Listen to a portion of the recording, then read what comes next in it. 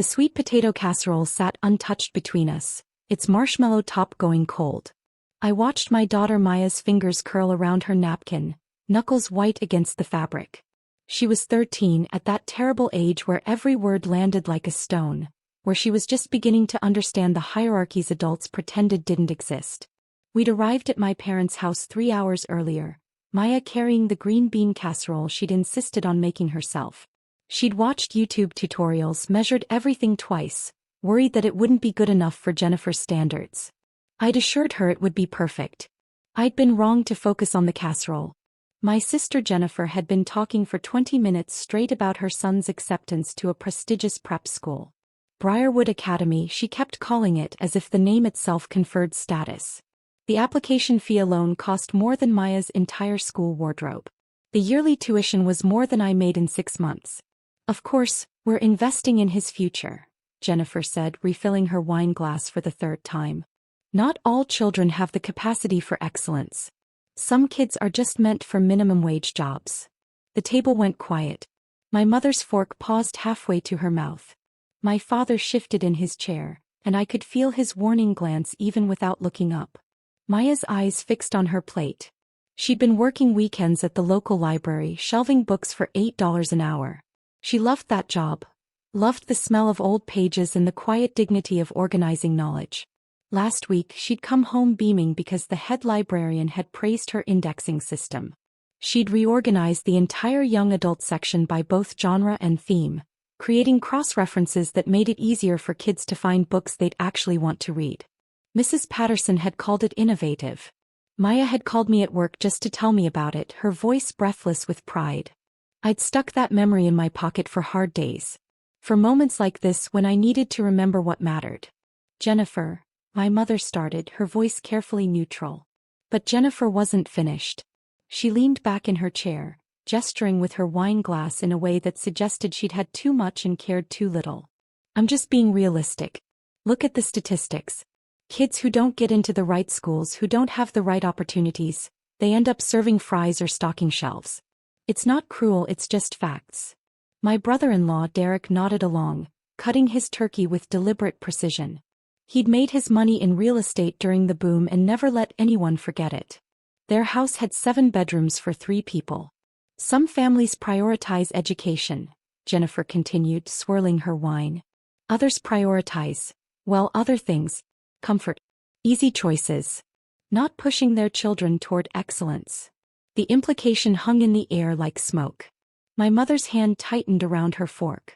My father's jaw clenched in that way that meant he was choosing silence over conflict, the way he always did. I set down my fork. The sound it made against the china was sharper than I intended.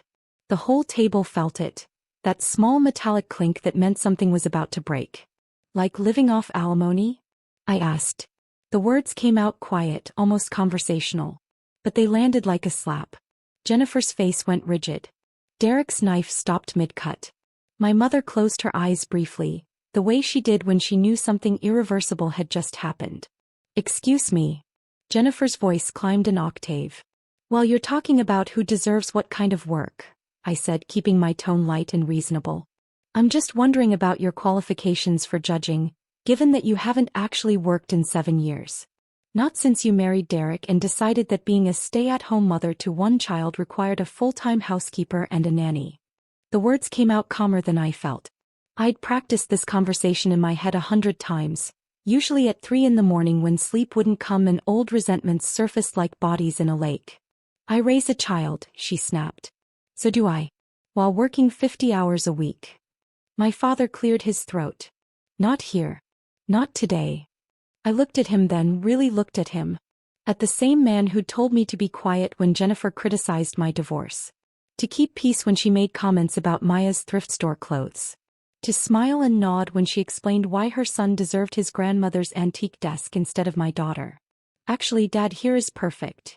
Jennifer stood up so fast her chair scraped backward. How dare you? Derek works extremely hard to provide for us. And I work extremely hard to provide for Maya and myself, I said. But somehow when you live off your husband's money, it's being provided for. When I work for my own money, my daughter is destined for minimum wage. That's not what I said, Jennifer protested, but her face had gone blotchy. You said some kids only deserve minimum wage jobs. Maya works minimum wage. You were looking right at her when you said it. Maya hadn't moved, but I could see the tension in her shoulders beginning to ease slightly. She needed to hear this. Needed to know that someone would stand up when it mattered. My mother set down her napkin with careful precision. Perhaps we should all take a moment. No, I said. I've taken enough moments. I've bitten my tongue through 3 years of comments about Maya's clothes, her school, our apartment. I've smiled through the implications that my divorce made me a failure. I've watched my daughter shrink herself smaller and smaller at these dinners because she's learned that her existence is somehow less valuable than her cousins. You're being dramatic, Jennifer said, but she couldn't quite meet my eyes. Am I? Last Christmas, you told her that state universities were for people who couldn't get in anywhere better.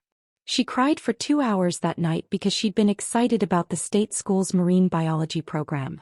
They have one of the best in the country, but that didn't matter to you. What mattered was the prestige, the name recognition, the ability to drop it at dinner parties. I could see Maya's posture changing, straightening. She was listening to every word, filing it away. I never, Jennifer started. You did. I have the date in my journal because I had to spend that evening convincing my daughter that her dreams weren't worthless. Derek finally spoke up. Jennifer's just trying to be realistic about the world. It's competitive out there. Being realistic doesn't require being cruel, I said. And it's interesting that the people most insistent on being realistic are usually the ones who've never had to live in the real world they're describing. You've never had to decide between paying for heat or groceries. Never had to explain to your kid why she can't go on the school trip everyone else is going on. Never had to stretch a can of soup into 2 meals. My voice was still steady, still calm, but I could feel the tremor underneath, years of swallowed words trying to surface all at once. What's that supposed to mean? Derek's face was reddening now. It means you inherited your first 3 properties from your father. It means Jennifer's never had to choose between fixing the car and buying groceries. It means your son's opportunities come from wealth, not some inherent superiority. His test prep tutors cost more per hour than Maya makes in a day. His college consultant charges what I pay in rent. His opportunities are bought and paid for, and there's nothing wrong with that, but don't dress it up as merit. Derek's face had gone from red to purple. You're just jealous. Maybe, I admitted. Maybe I am jealous that my daughter has to work twice as hard for half the recognition. But that doesn't make what I'm saying untrue. You leveraged what you had. There's a difference. And that's fine, truly it is. Use your advantages. But don't pretend it's the same as starting from nothing. Don't pretend your son's success exists in a vacuum, disconnected from the money that built the foundation he's standing on. My father stood up. That's enough. Both of you. It's not enough, Dad. It's never been enough. Because every time I've stopped, every time I've kept quiet for the sake of family peace, Maya has learned that she should accept being treated as less than. I turned to my sister. You want to talk about what kids deserve? Maya volunteers at the animal shelter every Sunday. She tutors younger kids in math for free. She saved half her library earnings to buy Christmas presents for the family. What exactly has she done to deserve your contempt? Jennifer's mouth opened and closed. I never meant. You did mean it. You mean it every time you talk about those people who work service jobs. Every time you wrinkle your nose at chain restaurants. Every time you make it clear that you think manual labor is beneath you. I don't think I'm better than. Your whole life is built on thinking you're better than, I interrupted. Your house, your car, your son's school. You've constructed an entire identity around being superior to people who have less money. And maybe that would be just sad if you kept it to yourself. But you don't. You spread it around like poison. My mother was crying quietly now. My father looked older than he had an hour ago. Maya finally spoke, her voice small but steady. I like my job. Everyone turned to look at her. I like shelving books, she continued, sitting up straighter. I like helping people find what they need. Mrs. Patterson says I have a gift for organization. She says I might want to consider library science as a career. Maya, honey, Jennifer started, her tone shifting to something that might have been conciliatory. I'm not finished, Maya said, and I felt pride surge through my chest. You think minimum wage means minimum worth. But the librarians say that good library workers are essential. That knowledge doesn't organize itself. That helping people access information is important work. She looked at Jennifer directly for the first time. You've never asked me about my job. You've never asked what I do there or why I like it. You just decided it wasn't good enough because it doesn't pay much and doesn't sound impressive at parties. The silence that followed was thick enough to choke on. Jennifer sank back into her chair. I didn't realize. I wasn't trying to. You weren't trying to hurt her, I said. You just didn't think about her at all. You were so busy making yourself feel superior that you didn't notice you were crushing a kid who just wanted her aunt to be proud of her. My mother wiped her eyes. Jennifer, I think you need to apologize. I'm sorry, Jennifer said quickly, automatically. Not to me, my mother said. To Maya.